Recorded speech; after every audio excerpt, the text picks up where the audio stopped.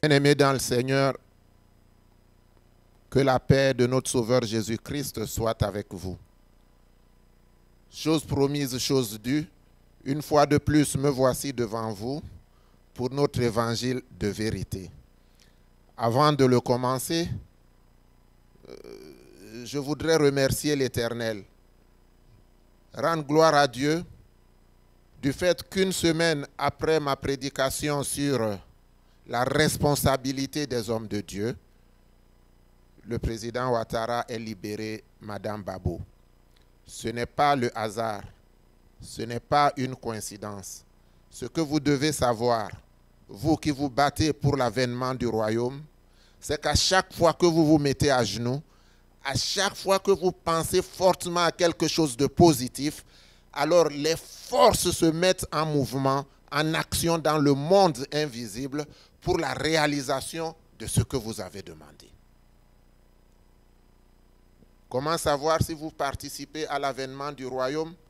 Tout simplement si vous êtes de ceux qui disent tous les jours cette petite phrase que Jésus nous a laissée, que ton règne vienne. C'est ça l'appel du royaume. Consciemment ou inconsciemment, vous participez à son avènement.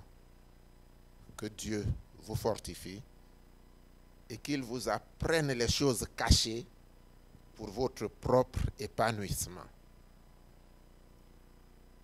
Je voudrais aujourd'hui vous parler de vous. De vous qui priez et qui ne voyez pas le résultat. De vous qui allez à l'église et qui vous découragez. De vous qui êtes enfants de Dieu et qui ne rayonnez pas. Tout simplement parce que vous n'êtes pas satisfait, vous ne voyez pas le résultat de vos prières et vous vous dites, je suis fatigué, je n'en peux plus, de toutes les manières c'est une perte de temps. Dites-vous que ce n'est jamais une perte de temps. Dites-vous que Dieu n'est pas sourd aux prières de son peuple parce que Dieu n'a pas changé. Ce matin, aujourd'hui, pour étayer mon propos, j'ai pris comme d'habitude 2 textes. Dans le livre des psaumes, psaume 34, de 1 à 4.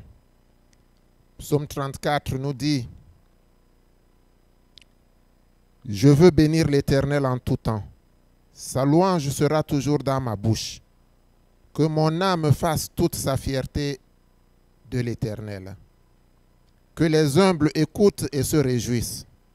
Dites avec moi la grandeur de l'Éternel. Célébrons tous son nom. »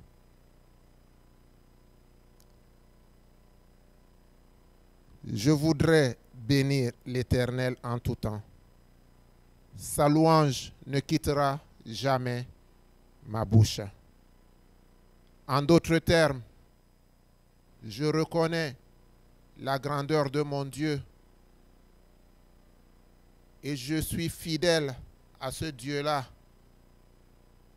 qui est capable de me conduire dans les moments les plus difficiles de ma vie.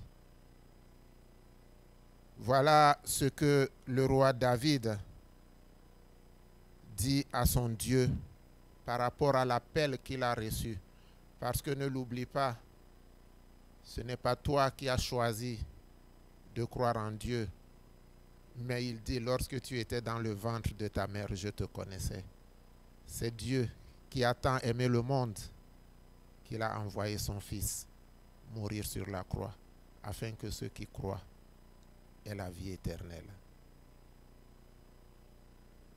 Voilà Dieu qui est à tes côtés nuit et jour. Dieu que tu dois louer, que tu dois célébrer, que tu dois exalter. Mais dans le monde, aujourd'hui, on n'a plus le temps de louer Dieu. On va au culte le dimanche par habitude. On se lève le matin, on ne se donne pas la peine de se mettre à genoux pour le louer de nous avoir fait voir ce jour. On a l'impression que c'est un dû. On ne se dit même pas que beaucoup ne se sont pas réveillés ce matin. Je ne parle pas à ceux qui ne croient pas en Dieu, puisque eux aussi se réveillent. Mais je parle à toi que Dieu a choisi, à toi qui as reçu l'Esprit de Dieu pour faire partie de son pâturage. Si tu as reçu l'appel de Dieu, il t'a mis à part pour le servir, pour louer son Saint-Nom, pour le glorifier. Mais combien de temps passes-tu au cours de 24 heures à dire « Merci Père pour ton amour, merci Père pour ta bonté ». Si tu ne le fais pas souvent, alors aujourd'hui, je viens te rappeler ton alliance avec ton Dieu. Ne te dis pas, qu'est-ce que j'attends de Dieu? Ce que tu attends de Dieu, c'est que lui qui t'a aimé te donne la vie, comme il a promis par son Fils Jésus-Christ. Ça te sort du bien matériel. Beaucoup se disent, je crois en Dieu et je souffre. Je voudrais vous rappeler quelqu'un qui s'appelait Lazare, qui était devant la porte d'un homme très riche. Et ce dernier ne voulait même pas que Lazare mange ce qui tombait de sa table. Alors la Bible nous enseigne qu'à un moment, les deux se sont retrouvés très loin de cette vie. Et c'est le pauvre qui était en meilleure posture. Le riche était en difficulté dans le feu de la guerre. Toi qui crois en Dieu, dis-toi que tu le fais d'abord pour ce qui est immatériel. Mais que si tu le fais bien, alors comme il a dit à Salomon, parce que ta demande m'a plu, je te donnerai le reste. Et c'est ce que Jésus-Christ d'ailleurs nous dit. Recherchez d'abord le royaume et le reste vous sera donné. Sauf que maintenant nous avons renversé la pyramide. Nous cherchons d'abord le reste et attendons quand même du royaume. Ce n'est pas possible. Nous ne pouvons pas imposer notre volonté à Dieu. Dieu nous a appelés pour faire partie de son peuple. Alors nous devons nous soumettre aux exigences de ce Dieu-là, quelle que soit notre situation. Le temps de Dieu est le meilleur. En tout temps, nous devons pouvoir être patients et se dire qu'Abraham, qui était l'ami de Dieu, a attendu plusieurs années l'arrivée d'Isaac. Je vais vous donner un petit exemple. J'ai connu un homme qui avait donné de l'argent à sa femme pour faire un petit commerce. Le commerce marchait très bien et l'homme s'est dit, je vais demander à ma femme de m'acheter une moto. Il me faut une moto. Alors, il dit à sa femme, écoute chérie, je voudrais une moto. Sa femme lui dit, ben oui, je peux t'acheter une moto, mais attends, j'ai de l'argent dehors. Et lui, il se dit, mais pourquoi je vais attendre? Si donne-moi déjà ce que tu as là et ce qui va arriver, tu compléteras pour ton commerce. Moi, il me faut la moto maintenant parce que je vais au travail à pied, je vais au travail en taxi, ça me fatigue. Si je peux avoir une moto, ça m'arrangerait. Alors, pour avoir la paix, sa femme lui donne de l'argent nécessaire à l'achat d'une moto. Il va chez le concessionnaire, il achète la moto. Sur son chemin de retour, il s'arrête, il achète une bouteille de whisky. Il arrive à la maison, tout content, il descend, entre dans la maison en courant. Chérie, chérie, j'ai acheté la moto.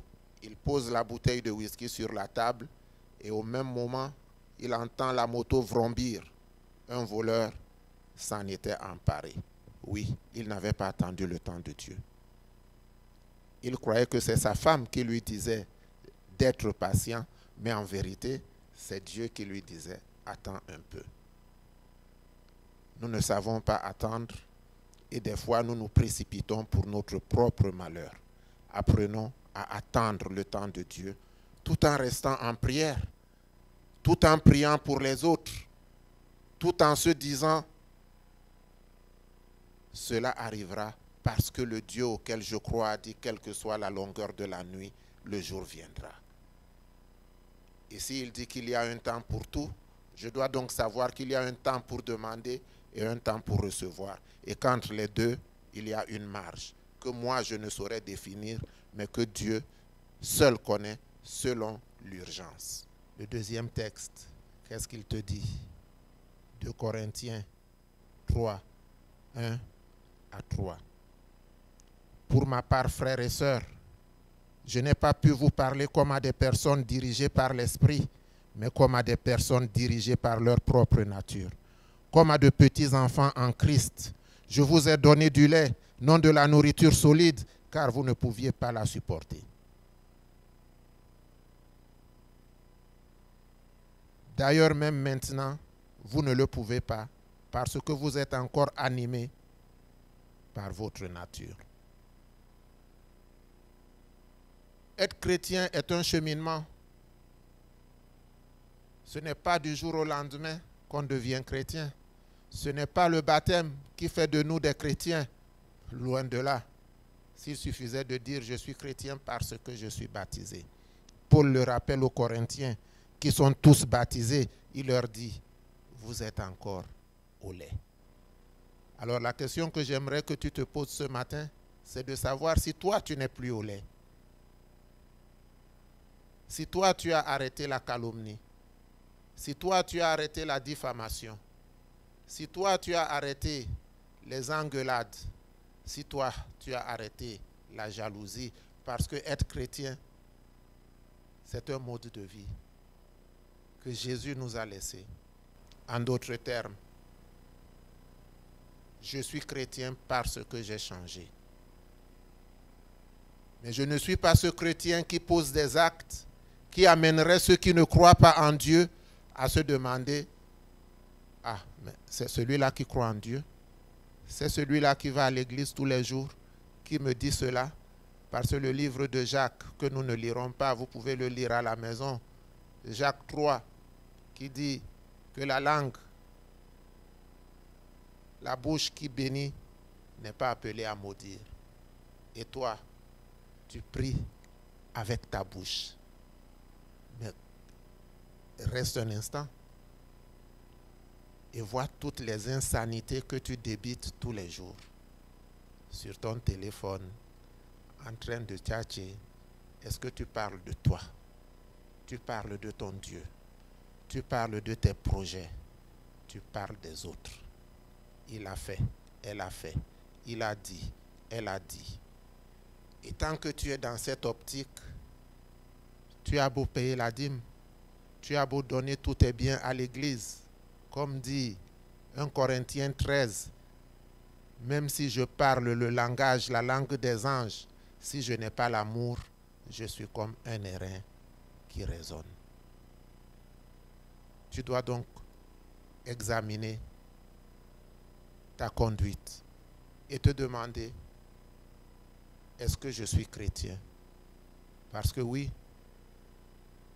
il y a un philosophe, Burke, qui dit que l'homme a tellement pris l'habitude de mentir qu'il croit à ses propres mensonges. Alors, oui, ce n'est pas parce que tu dis que tu es chrétien que tu es chrétien. Beaucoup se disent je suis chrétien, mais Christ lui-même, qu'est-ce qu'il te dit? Il y a beaucoup d'appelés, très peu d'élus. Alors tu fais partie des appelés ou bien tu te bats pour l'élection. Si tu es chrétien, tu dois te battre pour l'élection. Une mauvaise pensée ne doit plus hanter ton esprit. Une mauvaise parole ne doit plus sortir de ta bouche. parce que tu es enfant de Dieu, parce que tu crois en Dieu, et tu te dis, tout ce qui m'arrive, je le prends avec action de grâce. Mon frère peut m'offenser, ça ne fait rien, parce que je suis chrétien, je le pardonnerai. Mon frère a besoin de moi, je ne me dis pas, il m'avait fait ceci. Non, parce qu'il a besoin de moi, je dois aller à son secours. Mais aujourd'hui, nous sommes chrétiens dans la même congrégation et nous ne nous parlons pas. Nous sommes pasteurs dans la même congrégation et nous ne nous parlons pas. Quand je reçois une invitation de tel autre pasteur, je dis, ah, est-ce que tu as aussi invité l'autre? Si tu as invité l'autre, je ne viens pas. Ah, quels chrétiens sommes-nous donc à tous les niveaux de l'échelle? Examinons notre conscience et voyons les progrès qui nous restent à faire pour devenir des vrais chrétiens et confondre ceux qui se disent que Dieu n'existe pas. Parce que si tu es un vrai chrétien, Dieu te sortira de toutes les situations en temps et en heure. Je ne voudrais pas finir cette prédication sans parler de ceux-là qui tout le temps m'appellent et me disent, j'ai des maris de nuit, j'ai des femmes de nuit, j'ai mis ceci, j'ai fait cela. Mais pourquoi le fais-tu alors que tu as un pasteur qui doit, lui, te dire ce que tu dois faire?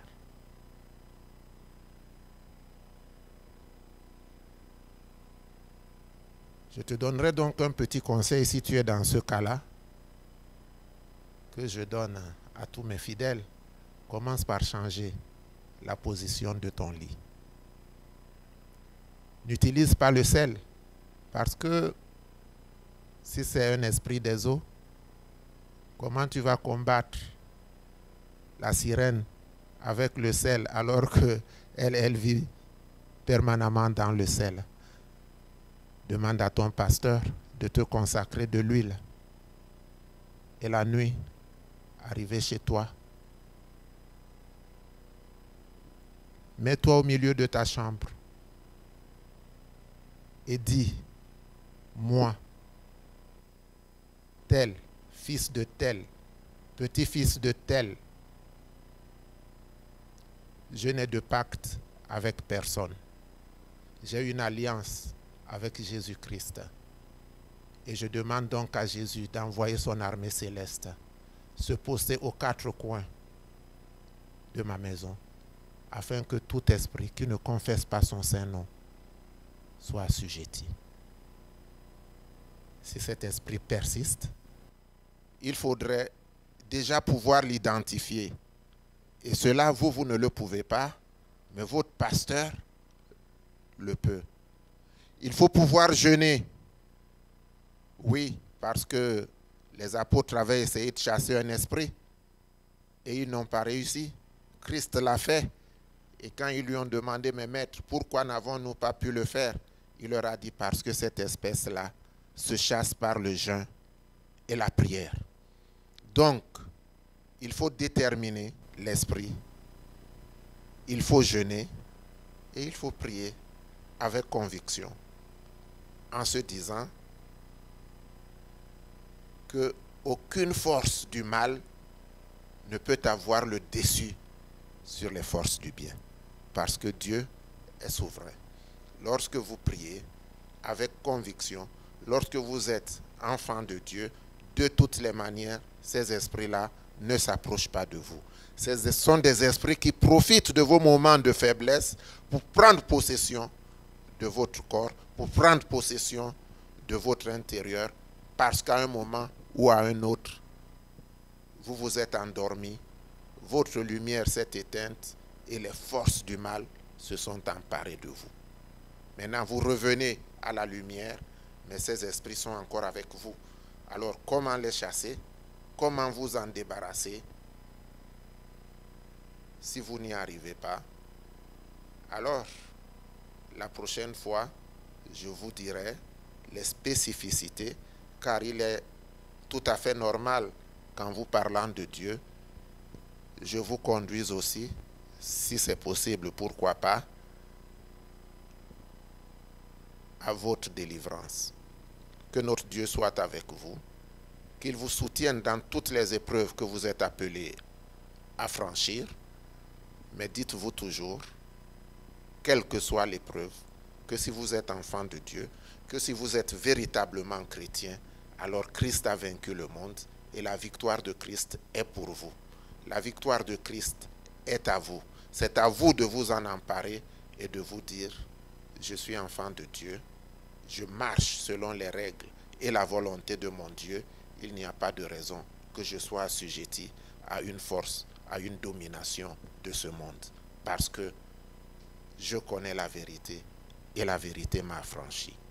Que la paix de Dieu soit avec vous. Et donnons-nous rendez-vous, si Dieu le veut, la semaine prochaine pour un autre évangile de vérité.